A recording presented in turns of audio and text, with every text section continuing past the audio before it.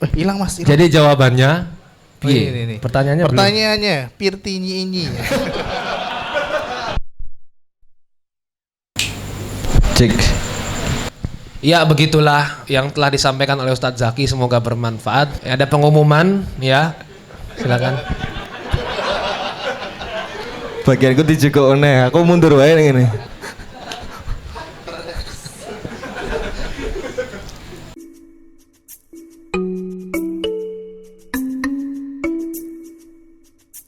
Ya kan?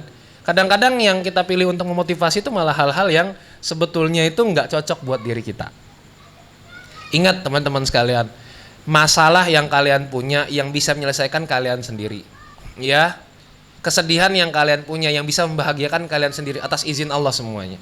Yang jelas teman-teman semua, faktor-faktor eksternal itu cuma penunjang. Ya. Yang paling utama, yang paling inti adalah dalam diri kita sendiri. Makanya teman-teman semua kalau misal lihat sosmed gitu ya, kalau lihat sosmed itu lihat yang lebih bermanfaat. Jangan yang bikin kalian tuh hidup itu jadi pengen hidup di surga terus gitu. Ya kan? Ngelihat selebgram, oh naik motor, naik mobil, motornya bagus. Terus setiap pakai pakaian branded ya kan. Tasnya aja harganya udah seharga kos-kosan kalian setahun ya kan. Itu cuma tas ya, terus kemudian sepatu, terus kemudian HP. Itu bikin kalian tuh nggak bersyukur.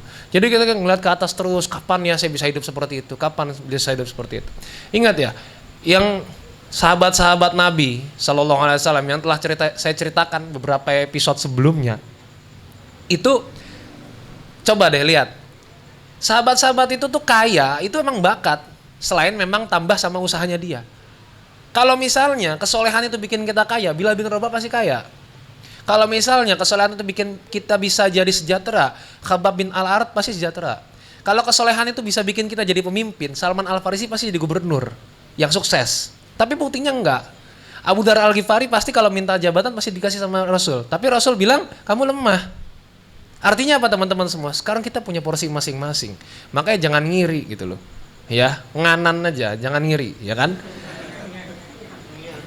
Jadi cari yang memotivasi. Makanya saya tuh kurang suka ya kalau misalnya ada orang yang ngundang saya ke seminar motivasi.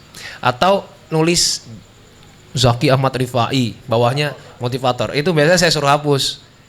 Kenapa? Saya bilang, Mbak, saya motivasi diri sendiri aja nggak bisa, Mbak. Apalagi motivasi diri orang lain. Enggak, Ustadz sudah memotivasi. Alah, gombal saya bilang. Ya kan? Jadi oh ya, terakhir saya tuh di sebuah tempat ya, seminar memotivasi anak-anak supaya kuliah. Iya kan? Jadi anak-anak SMA semua yang datang nih. Anak SMA semua, anak-anak kelitihan semua, kelitihan. Nah, ya. Bawa gear. Nah, yang kelitih cewek, kalau sini kan cowok ya, cewek, ya kan? Itu dimotivasi supaya mereka pengen kuliah. Dan ternyata panitia salah ngundang orang, yang diundang saya. Ya, saya ceritakan. Siapa di sini pengen kuliah? Ngacung semua dong. Wah, ngacung semua. Kalian mau kuliah di mana? Oh, di sini di UGM, di mana?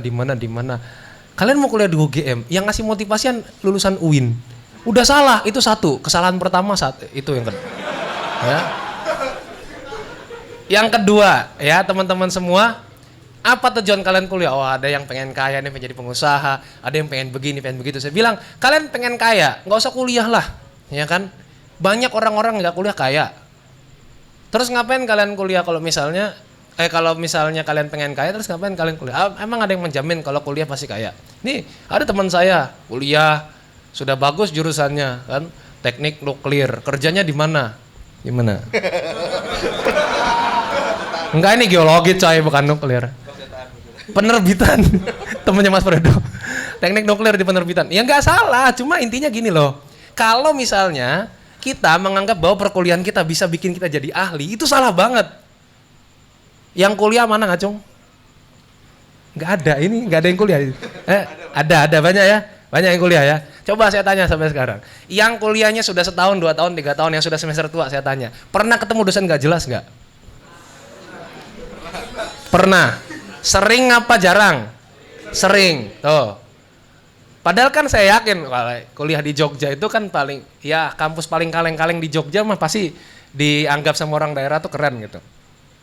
Pernah ketemu sama dosen gak jelas? Pernah. Apa yang kalian harapkan dari dosen gak jelas gitu kan? Kalian jadi ahli gara-gara dosen gak jelas. Enggak, saya nggak bilang dosen itu nggak pinter. Enggak, semua dosen pinter. Semua dosen teruji, semua dosen sekolah, semuanya. Ya, walau alam kalau ada yang beli ijazah ya.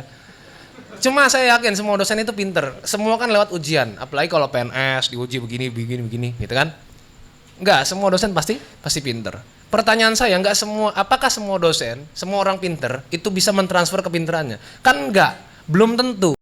Makanya kalau misalnya kita bilang, wah saya mau kuliah di bidang, saya mau kuliah jurusan psikologi UGM, karena saya akan jadi psikolog yang hebat, gitu kan, psikolog yang mantap, psikolog yang tidak berdosa, gitu misalnya gitu. Seolah-olah bahwa kalau kita kuliah di situ pasti jadi ahli, belum tentu coy. Ya, yang IPK-nya 4 pasti jadi ahli, belum tentu, nggak menjamin itu semua. Ya, tetap yang bisa menjamin diri kita itu diri kita sendiri. Bagaimana kita bisa mengeksplorasi, mengembangkan potensi yang kita punya. Nah, maka teman-teman semua, ini juga perlu kita pahami.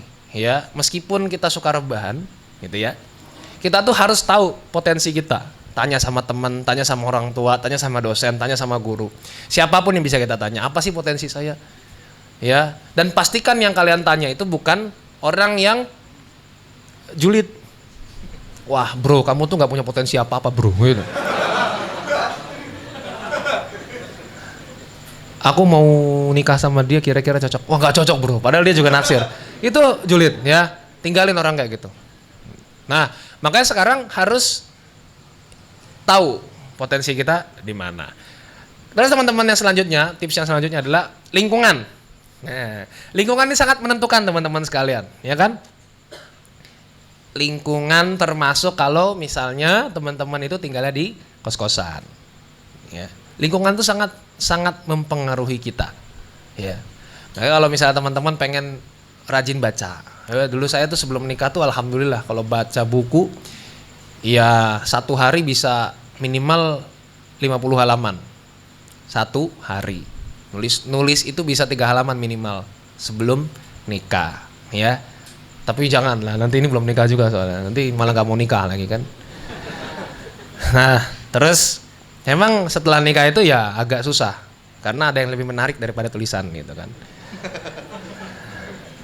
Nah terus, itu maksud saya kalau misalnya belum nikah, ya dimaksimalkan ya. Masa jomblo itu maksimalkan, jangan sampai kemudian kita kehabisan masa jomblo kita dan kita kaget pas udah nikah, oh ternyata ngabisin waktu banget ya nikah ini ya, udah cerai aja deh, jangan kayak gitu, nggak boleh. Ya, jadi waktu jomblo itu harus betul-betul dihabiskan dengan manfaat. Nih, kalau Mas Fredo tuh dihabiskan dengan pokoknya jalan-jalan dulu gitu kan, membuka pikiran kita jalan-jalan tuh, ya kan alhamdulillah dia punya pengalaman yang luar biasa. Yo, Idul Fitri, merayakan Idul Fitri di India gitu. Betapa bodohnya gitu. Merayakan Idul Fitri di India dan dia nggak sholat Id jadinya gara-gara itu. Kan gimana coba gitu loh. Udah gitu kalau saya cerita nggak bisa berhenti ketawa ya, karena ternyata fasilitas umumnya lebih parah daripada Indonesia gitu kan. Keretanya, kipas anginnya angguk-angguk doang gitu, nggak ada anginnya gitu ya, nggak jelas. Ini cerita dia gitu, ya kan akhirnya jadi pengalaman berharga buat kita semua bahwa kita jangan mengulang pengalaman dia kan gitu. Luar biasa, artinya ya udahlah pokoknya dimanfaatin aja ya, habiskan jatah kegagalan. Oh jadi tahu. Ini kan jadi kalau diceritakan jadi keren gitu kan ke anak cucu. Wah kakek kita pernah ke India ya gitu, kan keren. Selama ini yang kita tonton di TV ternyata kakek kita sudah pernah ketemu ya gitu kan, dan ternyata tidak seperti itu ya, gitu. Jadi tadi lingkungan ya, balik ke lingkungan ya. Kalau lingkungan kita itu nggak mendukung ya, yang udah hijrah pengen ngaji rajin ngaji gitu ya, pengen datang ke tempat kajian terus dicie-ciein, dah susah itu mah, mendingan nggak usah, cari lingkungan yang mendukung. Makanya hijrah itu jadi satu keharusan, sebagaimana Mus'ab bin Umair yang pernah kita bicarakan gitu ya.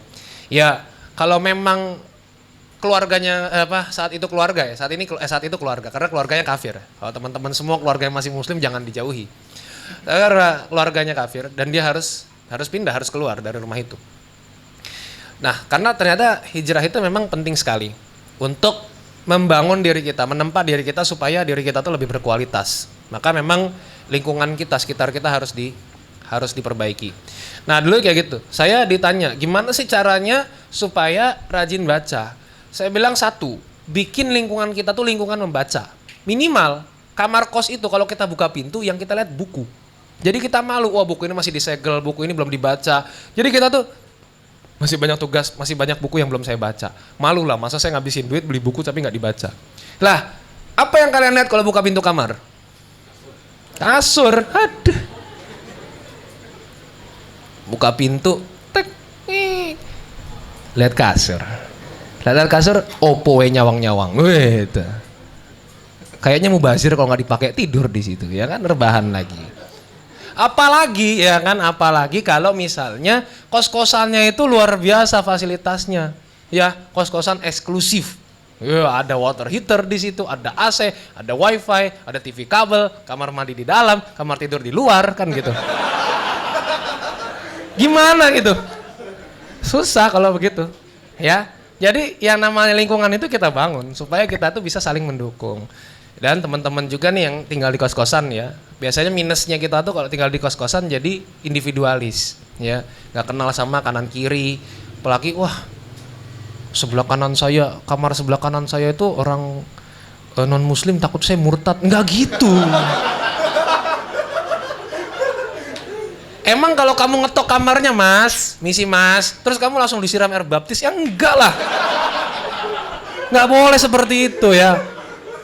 Ingat, meskipun mereka bukan seagama, tapi kan kita saudara sama manusia.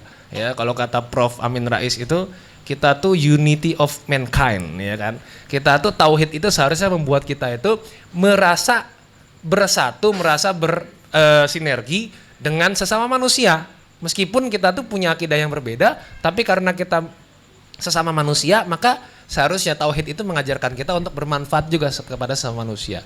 Jadi tetangga-tetangga itu ya harus dikenali gitu ya, tetangga kos, dan mereka insya Allah kalau misalnya kita ngobrol sama mereka gitu ya, apalagi kalau misalnya lebih intens, insya Allah mereka juga mendukung. Ya teman-teman saya juga seperti itu kan dulu ya, wah ini radikul gitu kan gitu. Dulu seperti itu, tapi pas ngobrol sama dia, oh datang ini, oh ternyata asik juga ya begitu ya, akhirnya tukar pikiran, oh ternyata iya selama ini kita tuh sempit pemikiran karena kita tuh nggak punya teman yang beda, misalnya beda haroka atau beda gerakan atau beda ormas gitu ya. Ternyata setelah ngobrol bisa diterima gitulah. Jadi selama ini yang terjadi prejudis ya. Kalau kata Prof. Hari Purwanto itu almarhum ya, kenapa tercipta kesenjangan sosial di beberapa masyarakat di Indonesia? Karena prejudis, prasangka. Kita tuh banyak berprasangka, oh kalau dia begini, oh dia orang sini pasti dia tuh nggak bergaul, oh mukanya udah ngeselin pasti dia nggak mau diajak ngobrol, kayak gitu. Jadi kita tuh prejudis, prasangka yang membuat kita tuh jadi mengambil satu kesimpulan yang terlalu dini. Akhirnya ya kita jauh dari lingkungan. Padahal lingkungan itu sangat penting teman-teman sekalian, bahwa salah satu cara yang bisa bikin kita nggak rugi apa sih? Saling menasehati. Lah kalau nggak bisa lingkungan kita nggak ada yang kita ajak ngobrol, mau nasehatin siapa kan? Nggak mungkin kan? Nah ini juga ya. Ini sekalian dibahas juga. Makanya di dalam surat Al-Asr itu, kenapa sih yang dibilang innal insana lafi khusrin? Kenapa sesungguhnya setiap manusia itu sebetulnya dalam keadaan rugi? Ingat teman-teman sekalian, yang disebut di situ al-insan. Al-insan itu berarti manusia dengan sifat kemanusiaannya. Ya kan, insan. Ya, dia bisa nisyan, bisa unsun gitu kan. Dia bisa lupa, dia bisa salah gitu kan. Dan juga al-insan mahalun minal khata' wa nisyan. Tempatnya salah dan lupa. Maksudnya apa sih Allah sebutkan di situ? Sesungguhnya manusia itu benar-benar dalam kerugian. Sebetulnya begini teman-teman. Innal insana lafi khusrin. Sesungguhnya setiap manusia yang mengedepankan kemanusiawiannya, dia rugi. Paham nggak? Jadi gini loh, bukan cuma sekedar tidak menghargai waktu, tapi siapapun manusia yang mengedepankan sifat pantesan, dari tadi aku lihat di TV kok mukaku hitam. Ternyata kurang pencahayaan, ya. Ya nggak apa-apa lah. Wajah hitam tidak apa-apa, yang penting bukan hati. Hatinya hitam juga. Ya, tapi gimana juga kan orang nggak ada yang bisa lihat hati ya, yang lihat wajah. Ya, udah. Ya, jadi setiap manusia, ya jadi ngeblank lah lampu ini, kebakar. Wah, tolong. Vampire. Sebetulnya bacanya vampir apa vampire? Nek Jogja vampir. Nek Amerika vampir. Oh iya, iya siap. Jadi setiap manusia yang mengedepankan kemanusiawiannya, ketika ada kesempatan untuk mengalahkan kemanusiawiannya, dia rugi. Belum paham juga? Jadi gini, misal, kan ada ungkapan yang gini ya, wajar dong aku marah, aku kan manusia. Nah itu dia rugi. Wah, wajar dong aku protes, aku kan manusia. Nah itu dia rugi. Wajar dong aku capek, aku bosan, aku kan manusia. Itu dia yang rugi. Jadi ketika ada kesempatan untuk sabar, tapi dia malah sambat, nah dia rugi. Ya kan? Apa misalnya kayak film kemarin tuh yang rame, nanti kita cerita tentang Haryono, ya. Ada yang namanya Haryono? Ada dong pasti, masa nggak ada? Ya. Kan ada quote-nya ya, cowok, cewek ya. Mungkin nama paspor, bapaknya nama Haryono, ya. Namanya Putri Harsono Haryono, ya. Opo. Jadi ada quote yang diambil dan banyak banget dijadiin story teman-teman. Saya lihat. Kalau begini terus kamu kapan bahagianya? Gitu. Jadi seolah-olah hidup kita tuh kalau punya orang tua galak, ya, kalau punya kakak yang nggak mendukung, ada yang nggak mendukung, terus seolah-olah kita nggak bahagia gitu. Padahal coba teman-teman kalau yang nonton filmnya nggak nonton ya udah, kasihan gitu ya. Nonton filmnya. Coba lihat, mereka punya apa? Semua punya, mobil, punya rumah gede ya. Emang yang jadi masalah dalam film itu sebetulnya karena mereka orang kaya sebetulnya ya. Coba kalau dia orang miskin, pasti bapak saya mengajarkan saya dengan sangat keras, yang menjadikan saya seperti ini. Kalau orang miskin, kalau orang kaya kan enggak. Oh, bapak saya tuh susah diajak ngobrol, beda. Kalau orang kaya tuh orientasinya beda. Jadi kita tuh karena kita melihat ke atas, sehingga kamu kapan bahagianya? Tuh teman-teman kamu begini, teman-teman kamu sudah pada nikah, teman-teman kamu sudah nikah lagi, teman-teman kamu begini. Kita tuh jadi memandang, iya ya, saya kok belum. Mungkin ini gara-gara keluarga saya. Kapan saya bahagianya kalau sama keluarga kayak begini terus? Toksik keluarga saya. Akhirnya kayak gitu. Ya kan? Akhirnya tidak memandang bahwa sesungguhnya dirinya itu sebetulnya sangat beruntung dengan segala kekayaan yang dia punya, dengan bapak yang sungguh protektif gitu kan, dengan penjagaan yang luar biasa dari keluarga supaya tidak pergaulan bebas. Ini nggak dipandang. Nah makanya ya kata Allah, setiap manusia yang mengedepankan kemanusiawiannya dia rugi. Nah, jadi kalau misalnya kita ada kesempatan untuk sabar, kita malah sambat, kita rugi. Kalau misalnya ada kesempatan bagi kita untuk tetap semangat, tapi kita memilih istirahat, kita rugi. Maka teman-teman semua yang bikin kita jadi nggak istirahat, karena kita merasa bahwa kita lelah dan kita butuh istirahat. Aduh capek ya di TD ini, nggak digaji, suruh rebahan, geluget-geluget di jalanan. Mandi, ya kan, ditugu, diamplas, ya tak? Bikin video, dibayar ora. Wah, kayaknya capek, mendingan kita istirahat dalam dakwah. Ingat teman-teman sekalian, kalau kalian naik gunung, sekali duduk, bangunnya capek nggak? Yang bikin capek jalannya apa? Gara-gara duduk terus jadi terasa capek. Gara-gara duduk kita terasa capek. Kalau kita jalan terus, insya Allah nggak capek, mati iya. Ya. Lagi jalan terus, ya jangan jalan terus lah, sekali-kali berkemah lah. Jadi, nih lagi lari, maraton, haho, terus berhenti, duduk, istirahat. Kira-kira untuk berdiri lagi capek nggak? Capek. Nah itu yang membuat kita tuh jadi mageran, jadi sering rebahan. Itu karena kita menganggap bahwa diri kita tuh, saya tuh manusia, saya harus memenuhi kebutuhan saya harus memenuhi kebahagiaan saya. Ini yang jadi racun buat diri kita, akhirnya kita memilih untuk rebahan. Makanya teman-teman semua, ya dari beberapa yang saya sampaikan, yang saya juga lupa tadi apa aja gitu ya. Semoga tadi ada yang nyatet, semoga juga terekam.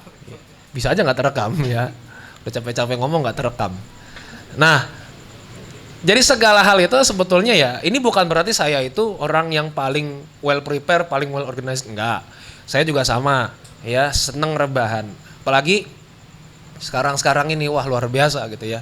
Kayaknya waktu rebahan itu adalah waktu yang sangat langka bagi diri saya gitu. Anak sudah semakin gede gitu kan, sudah mulai bisa minta adik gitu ya, dan lain sebagainya gitu. Ini udah mulai pusing gitu ya, mulai susah, mulai capek gitu, mulai banyak sekali pengeluaran juga makin banyak sekarang kan. Mau saya disebutin pengeluaran apa aja, nanti kalian malah pengen berdonasi lagi kan gitu. Itu rebahan itu adalah treasure time gitu ya, adalah sebuah waktu yang sangat langka. Treasure, ini ada yang lama tinggal di Amerika, saya jadi malu ya. Jadi, Mas Faris, vampir tuh bacanya vampir apa vampire? Vampire lu salah. Di Jogja tadi. Aduh. Iya, vampire. Tadi kan nanya ke dia. Itu udah pernah ke Amerika belum sih? Belum ya. Oh ya, dimaklumi lah. Ya, Mas Faris sudah berapa tahun di Amerika? Vampire. Ingat ya? Vampire. Apa? Vampire, ya. Itu game. Game. Iki apa iki? Duh. Kok malah enakan dia ya? Enggak, tadi udah Taiti. Boleh lagi ya, nanti samain. Nanti tak bayar ya. Dua mas. Mas Faris nanti yang bayar. Gitu. Jadi intinya teman-teman semua bahwa ya kita sama-sama akan kena penyakit itu. Kenapa? Karena teknologi di zaman sekarang yang semakin menunjang kita untuk rebahan. Apa sih sekarang hal yang nggak bisa kita lakukan dengan sambil rebahan? Semua bisa ya nggak sih? Sampai bikin kue aja kita bisa sambil rebahan ya kan? Ya, kita cuma lihat resep, kita suruh ibu kita untuk masak. Ya. Jadi kuenya, jadi. Ya, emang kurang ajar, tapi jadi. Ya. Dulu ibu saya itu sampai beli buku resep ke toko buku untuk masak makanan-makanan yang aneh-aneh. Sekarang nggak perlu. Ya, kita tulis aja di YouTube mendoan, muncul. Ya kan? Mendoan crispy, mendoan mozzarella, ya kan? Mendoan apa lagi? Mendoan gelato, apa? Mendoan gelato.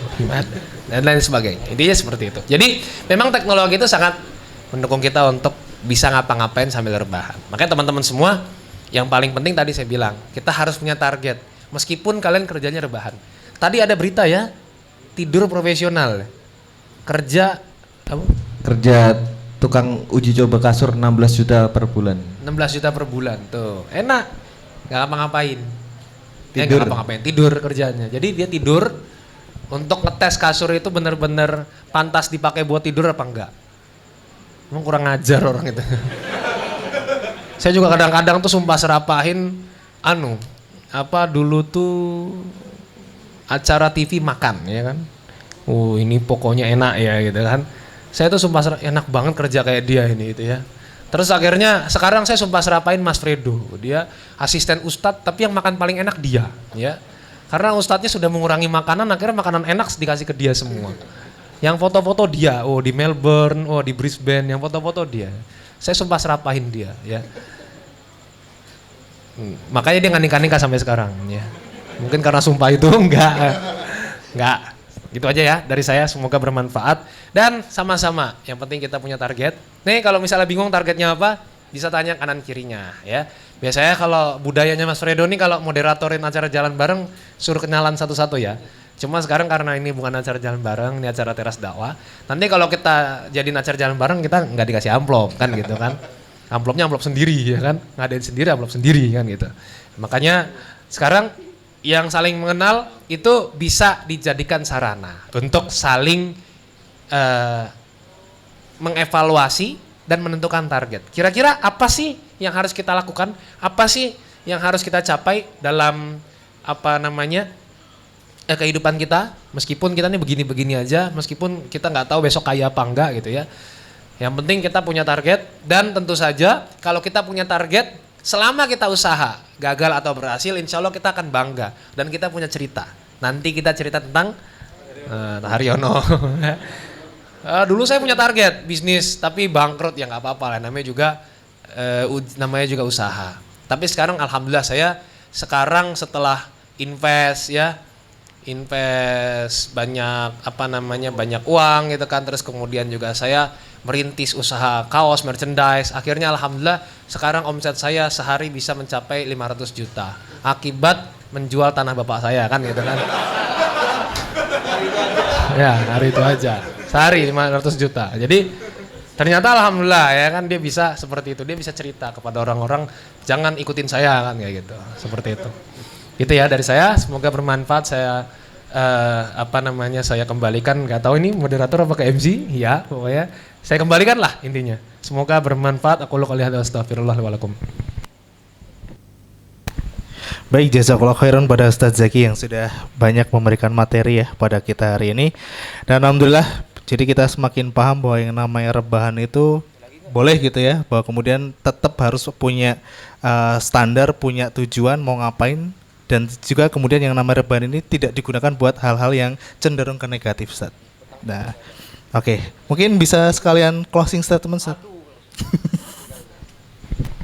Closing statement itu adalah pekerjaan paling sulit bagi penceramah ya.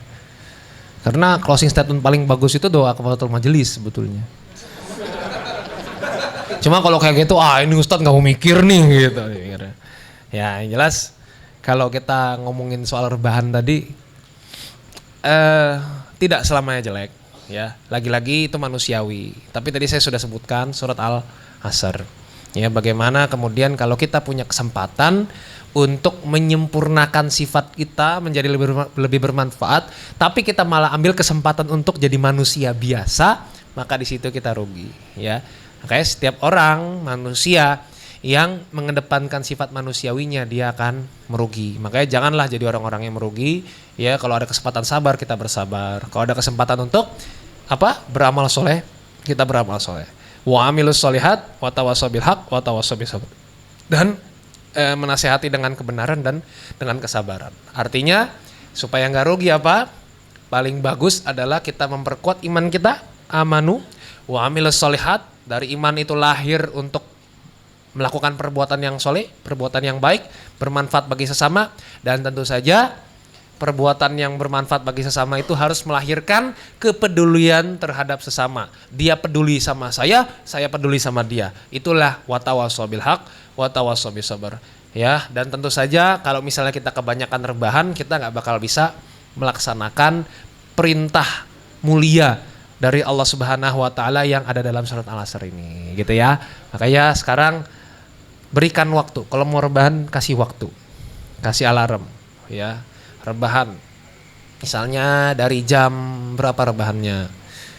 Dari jam 7 pagi sampai jam 14 siang ya. Lama ya. Ya makanya jadi jangan sering-sering. Apalagi teman-teman yang belum nikah nih, saya bukan lagi-lagi astagfirullah, saya bukan bully jomblo ya. Tapi yang belum nikah, kalau bisa punya kasur tuh gak usah empuk-empuk lah. Kalian mau ngapain sih emang? Kalian mau latihan silat apa? Ya. Kalau belum nikah tuh kasur tuh gak usah empuk-empuk. Jadi tidur tuh gak nyenyak-nyenyak banget. Karena tidur nyenyak itu ya masalahnya bukan tidur nyenyaknya. Masalahnya kita tuh jadi terlalu nyaman rebahan. Ada nggak yang mau rebahan di atas duri? Enggak, limbat itu mah, gitu kan? Semua dari kita rebahan pasti di tempat yang adem, enak, ya. Misalnya kasur, atau yang kedua karpet masjid. Yang ketiga daging teman kita yang tebel, gitu kan? Body shaming. Nanti kalau saya bilang teman kita yang gendut tiduran di situ, nanti body shaming ya kan gitu. Jadi ada penunjangnya. Makanya kalau saya sih zaman saya kuliah dulu nulis buku segala macam ngerjain apa emang saya nggak pernah punya kasur. Ada cerita dulu nih untuk menutup ya. Jadi saya tuh punya kasur Mas Fredo. Kasur apa sih? Kasur yang tipis tapi tebel. Mana ya? Yang segini loh, yang segini ya, segini. Ya. Segini Mas Spring Bed, yang segini ya. Jadi kasur itu nggak empuk, udah nggak empuk gitu. Jadi memang saya pakai cuma buat ya sekedar duduk, kalau lagi ngetik dan lain sebagainya. Jadi saya emang tidur itu nggak bener-bener tidur nyenyak banget gitu. Sehingga alhamdulillah ya walaupun jomblo tapi minimal lah sholat subuh tetap bisa di masjid berjamaah, tidak kesiangan gitu kan. Suatu kali saya prihatin, ada ada pemulung, dia suka tidur di depan warung yang tutup gitu kan. Depan warung yang tutup, rolling door-nya tutup, dia tidur di situ, di depan situ pakai alas kardus. Saya bilang kayaknya dia lebih membutuhkan daripada saya gitu kan. Mungkin dia nggak punya rumah, ya udahlah. Saya yang hidupnya mungkin masih berkecukupan, orang tua juga masih sedia membantu. Saya kasih aja tuh kasur. Ya. Pak, ini Pak lumayan Pak, daripada pakai kasur mendingan daripada pakai kardus mendingan pakai kasur, gitu kan. Terbalik ya. Daripada pakai kardus mendingan pakai kasur. Saya bilang, "Oh, iya makasih Mas, matur nuwun sangat bla bla bla bla bla bla bla." Itu. Jadi ngomongnya pakai bahasa Jawa kromo, yang saya tuh mendengarkannya saat itu kayak dengerin wayang ya kan. Terus oh ya Pak, gitu bla bla bla. Dah ngobrol. Udah kan saya merasa alhamdulillah gitu. Ada manfaatnya nih kasur kempes ini kan. Besoknya saya ketemu lagi, bapaknya tidur di atas kardus. Terus, "Pak, kasur kemarin mana Pak?" "Dijual lah," katanya. "Loh, jenengan kan ngasih kasur Bos," kata bapaknya itu. "Kasur itu lumayan kalau tak jual. Ya daripada saya tidur di kasur ngapain, istri nggak ada, anak nggak ada." Iya juga ya. Pinteran dia ternyata. Iya gitu ya. Ternyata ya kebahagiaan itu bukan dipatok dari bukan dipatok dari apa yang tidak kita miliki, tapi kebahagiaan dipatok dari apa yang kita miliki. Ya, orang yang bahagia itu fokus kepada apa yang dia miliki, bukan fokus kepada apa yang tidak dia miliki. Ya, makanya biasanya orang nggak bahagia itu suka berangan-angan. Nah, angan-angan ini, panjang angan-angan kata Ibnu Qayyim al-Jauziyah, ini adalah salah satu amalan orang yang suka bermaksiat. Ya, panjang angan-angan. Makanya jangan banyak berangan-angan. Fokuslah pada apa yang kita miliki, jangan fokus pada apa yang tidak kita miliki. Selesai. Ya. Hidup itu kalau mau tenang, jangan banding-bandingkan kehidupan kita dengan kehidupan orang lain. Selesai. Udah, cukup. Gitu ya. Dari saya, semoga bermanfaat. Aku qouli hadza wa astaghfirullaha lakum. Nasrun minallah fathun qarib. Assalamualaikum warahmatullahi wabarakatuh.